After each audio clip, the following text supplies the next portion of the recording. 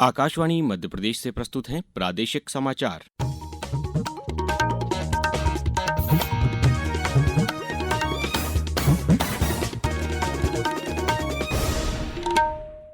नमस्कार, समाचारों के साथ मैं अभिषेक कटियार। सबसे पहले इस बुलेटिन के मुख्य समाचार। मुख्यमंत्री डॉक्टर मोहन यादव ने 7 दिवसीय विदेश दौरे के पहले दिन कल दुबई में निवेशकों से किया संवाद। कहा, एमपी में निवेश का अनुकूल माहौल। स्वच्छता सर्वेक्षण पुरस्कार में फिर चमकेगा मध्य प्रदेश। 17 जुलाई को राष्ट्रपति राज्य के 8 शहरों को विभिन्न श्रेणियों में करेंगे सम्मानित। राज्य में लगातार बारिश का दौर जारी। इंदौर, उज्जैन और भोपाल सहित 35 जिलों में भारी बारिश का अलर्ट। सावन का पहला सोमवार आज। उज्जैन और ओंकारेश्वर में उमड़ी भक्तों की भीड़। और लॉर्ड्स क्रिकेट टेस्ट रोमांचक मोड़ पर। भारतीय टीम को जीत के लिए अंतिम दिन आज 135 रनों की जरूरत।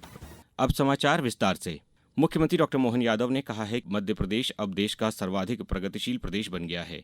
उन्होंने कहा कि हमने प्रदेश में निवेशकों के लिए 18 प्रकार की पारदर्शी औद्योगिक नीतियां लागू की हैं, जिससे यहां आने वाले निवेशकों को किसी भी कठिनाई का सामना नहीं करना पड़ता। मुख्यमंत्री कल दुबई में प्रवासी भारतीयों के फ्रेंड्स ऑफ एमपी इंटरनेशनल समूह के साथ संवाद कर रहे थे। इस दौरान उन्होंने निवेशकों को भरोसा दिलाया कि आप मध्य प्रदेश में निवेश करें, हम भी आपको रिटर्न गिफ्ट देने में कोई कमी नहीं रखेंगे। उन्होंने निवेशकों से कहा कि यदि आप मध्य प्रदेश के लोगों को रोजगार देने वाला कोई उद्योग लगाते हैं तो हमारी सरकार अगले 10 साल तक प्रति लेबर 5,000 रुपए की सहायता राशि भी मुहैया कराएगी। हमारे लोगों को मौका देने के लिए, आगे बढ़ाने के लिए हमारी जितनी योजना है वो योजना केवल कागज पे नहीं रहे, कागज के बजाय मैदान में उतरे।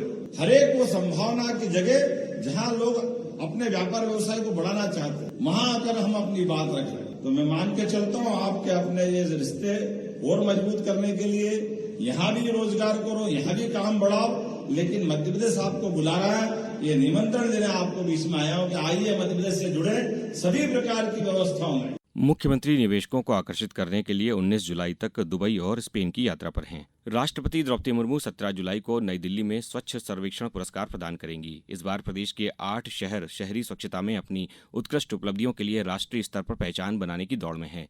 इंदौर सुपर स्वच्छ लीग श्रेणी में नामांकन के लिए लगातार 8वीं बार दौड़ में है, जो भारत के सबसे स्वच्छ शहर के रूप में इसकी विरासत की पुष्टि करता है। भोपाल को देश के सर्वश्रेष्ठ राजधानी शहर के लिए नामांकित किया गया है। उज्जैन को 3 से 10 लाख की आबादी वाले शहरों की श्रेणी में, जबकि बुधनी नगर को 20,000 से कम निवासियों वाले शहरों की श्रेणी में नामांकित किया गया है। ग्वालियर, देवास, शाहगंज और जबलपुर सहित अन्य शहरों को विभिन्न श्रेणियों में नामांकित किया गया है। इंदौर सुपर स्वच्छ लीग में सबसे आगे है। मुख्यमंत्री डॉक्टर मोहन यादव ने स्वच्छता मित्रों और लोगों को बधाई देते हुए कहा है कि प्रदेश में स्वच्छता का संकल्प एक जन आंदोलन बन चुका है। विदेश मंत्री एस जयशंकर आज से चीन की 2 दिन की यात्रा पर हैं। वे कल तियानजिन शहर में शंघाई सहयोग संगठन के विदेश मंत्रियों की बैठक में भाग लेंगे। बैठक में विभिन्न क्षेत्रों में संगठन के सदस्य देशों के बीच सहयोग तथा प्रमुख अंतर्राष्ट्रीय और क्षेत्रीय मुद्दों पर विचार विमर्श होगा। इस समूह में भारत, चीन, रूस, Iran, Kazakhstan, Kyrgyzstan, Pakistan, Tajikistan, Uzbekistan और बेलारूस सहित 10 देश हैं। चीन शंघाई सहयोग संगठन का वर्तमान अध्यक्ष है। देश में प्रत्यक्ष कर संग्रह में पिछले 10 वर्षों में 274% की वृद्धि हुई है। वित्त मंत्रालय के अनुसार वित्तीय वर्ष 2013-14 और 2024-25 के बीच कर विभाग से जारी रिफंड में 474% की बढ़ोतरी हुई। करदाताओं की संख्या में भी 133% का इजाफा हुआ है। रिफंड जारी करने के औसत समय में काफी कमी आई है और ये 2013 के 93 दिनों से घटकर 2024 में केवल 17 दिन रह गया है। पिछले दशक में कर प्रशासन में यह सकारात्मक बदलाव डिजिटल बुनियादी ढांचा अपनाने के कारण हुआ है। इससे आयकर रिटर्न भरने की प्रक्रिया अधिक आसान, सटीक और तेज हुई है। अब समाचारों में वक्त है एक ब्रेक का। ये समाचार आप आकाशवाणी मध्य प्रदेश से सुन रहे हैं। ये समाचार बुलेटिन यूट्यूब पर Madhya Pradesh news All India Radio पर, फेसबुक के साथ ही X platform AIR news Bhopal page पर सुने जा सकते हैं। आप हमारी वेबसाइट newsonair.gov.in पर या न्यूज ऑन AIR ऐप पर भी समाचार सुन सकते हैं।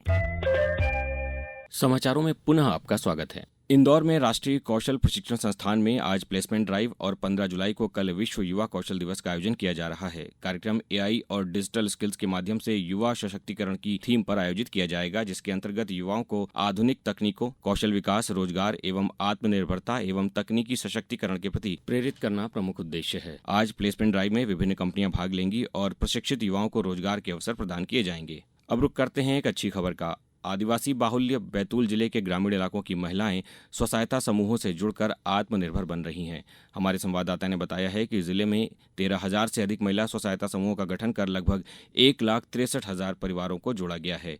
पेश है एक रिपोर्ट। मध्य प्रदेश डे राज्य ग्रामीण आजीविका मिशन बैतूल द्वारा जिले के ग्रामीण इलाकों में निवासरत महिलाओं को आत्मनिर्भर बनाकर तरक्की की राह दिखा रहा है।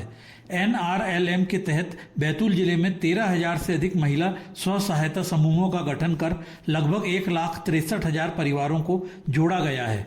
स्व सहायता समूह के माध्यम से ग्रामीण महिलाओं द्वारा विभिन्न सेवा, उद्यम एवं व्यवसाय आधारित गतिविधियों का संचालन किया जा रहा है, जिससे महिलाओं की आमदनी में इजाफा हो रहा है। मुल्ताई तहसील की पाराड सिंगा ग्राम निवासी कल्पना बोड़खे मां दुर्गा आजीविका स्व सहायता समूह से जुड़ी हुई हैं। कल्पना बोड़खे बताती हैं, मुझे माननीय प्रधानमंत्री श्री नरेंद्र मोदी जी की नमो ड्रोन दीदी योजना के अंतर्गत नेशनल फर्टिलाइजर लिमिटेड के द्वारा इंदौर में ड्रोन पायलट की ट्रेनिंग प्राप्त हुई। सफलतापूर्वक ट्रेनिंग के बाद मुझे ड्रोन मिला। मैंने पिछले वर्ष 2024 में रबी एवं खरीफ की सीजन में ड्रोन से स्प्रे कीटनाशक दवाइयों का स्प्रे किया, जिससे मेरी इनकम 60 से 65,000 रुपये हुई। मेरा काम बहुत अच्छा चल रहा है और मुझे आसपास के गांव में, अपने गांव में सभी लोग ड्रोन दीदी के नाम से मेरी पहचान बनी और मुझे गर्व है कि मैं बैतूल जिले की पहली महिला ड्रोन पायलट दीदी हूं। बैतूल से मयंक भार्गव। आज सावन का पहला सोमवार है। इस अवसर पर देश भर से बड़ी संख्या में भक्त महाकाल के दर्शन के लिए पहुंच रहे हैं। यहां तड़के 2:30 बजे से ही मंदिर के कपाट खोल दिए गए। जल से भगवान महाकाल का अभिषेक करने के बाद दूध, दही, घी, शक्कर, शहद और फलों के रस से बने पंचामृत से पूजन किया गया। भस्म आरती के दौरान बड़ी संख्या में श्रद्धालुओं ने दर्शन किए। उज्जैन में आज भगवान महाकाल की पहली शाही सवारी निकाली जाएगी। उधर खंडवा जिले की तीर्थ नगरी ओंकारेश्वर में श्रावण माह के पहले सोमवार को आज भगवान ममलेश्वर की सवारी निकाली जाएगी। आगरमालवा, सतना, भोपाल, जबलपुर, नर्मदापुरम सहित सभी जिलों में तड़के से ही शिवालयों में भक्त विशेष पूजन के लिए पहुंच रहे हैं। अब खबर मौसम की। प्रदेश में लगातार बारिश का दौर जारी है। खासतौर से ग्वालियर चंबल में मानसून टर्फ और साइक्लोनिक सर्कुलेशन का असर देखने को मिल रहा है। भारी बारिश से कई नदी नाले उफान पर हैं तो वहीं जलाशय भी भर गए हैं। ग्वालियर से हमारे संवाददाता ने बताया कि जिले के तिघरा जलाशय के 3 गेट देर शाम खोले गए। गेट खोलने से पहले ही तिघरा की डाउन स्ट्रीम में बसे गांवों को सतर्क कर दिया गया है। कलेक्टर रुचिका चौहान ने आकाशवाणी के माध्यम से निचले इलाके में बसे गांवों के लोगों और पर्यटकों से एहतियात बरतने की अपील की है। क्षेत्र में लगातार बरसात हो रही है और इसके चलते हमारे पूरे जो कैचमेंट एरिया से है उनसे बहुत पानी आ रहा है। तिघरा के भी 3 बांध के जो हमारे गेट है उनको खोला गया है। सभी जमीनी हमारा जो अमला है उसको एक्टिवेट किया गया है। किसी भी रपटे पर, पुल पर कोई पार ना करे जब उस पर पानी हो। टीम्स को, गाँव को अलर्ट करने के लिए भी इन्फॉर्म किया गया है। शिवपुरी जिले में भी लगातार बारिश का क्रम जारी है। 2 दिन से जिले के कोलारस, बदरवास आदि क्षेत्रों में जमकर बारिश हो रही है। मौसम विभाग ने आज इंदौर, उज्जैन, भोपाल, बैतूल, दतिया, ग्वालियर सहित 35 जिलों में तेज बारिश का अलर्ट जारी किया है। भारत को लॉर्ड्स टेस्ट जीतने के लिए आज 135 रनों की जरूरत है, जबकि उसके 6 विकेट शेष हैं। लंदन में एंडरसन तेंदुलकर ट्रॉफी के तीसरे टेस्ट मैच में बीती रात चौथे दिन के खेल की समाप्ति पर भारत ने इंग्लैंड के खिलाफ अपनी दूसरी पारी में 4 विकेट पर 58 रन बना लिए थे। इससे पहले इंग्लैंड की टीम दूसरी पारी में 192 रन पर ऑल आउट हो गई।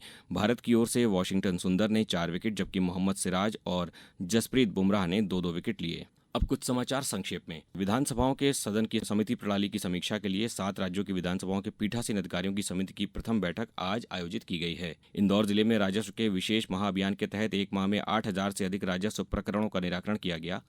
मंडला जिले के नैनपुर रेलवे स्टेशन तक विस्तारित इंदौर सिवनी पेचवेली एक्सप्रेस के उद्घाटन कार्यक्रम में आज सांसद फग्गन सिंह कुलस्ते शामिल होंगे। शिवपुरी विधायक देवेंद्र जैन ने अपनी विधायक निधि से सेवा भारती छात्रावास में भोजनालय निर्माण के लिए 13,30,000 की राशि प्रदान की है। खरगोन जिले में नकली खाद भंडारण की सूचना पर कृषि विभाग की टीम ने कल छापा मारकर 650 कंपोस्ट खाद के बैग जब्त किए हैं।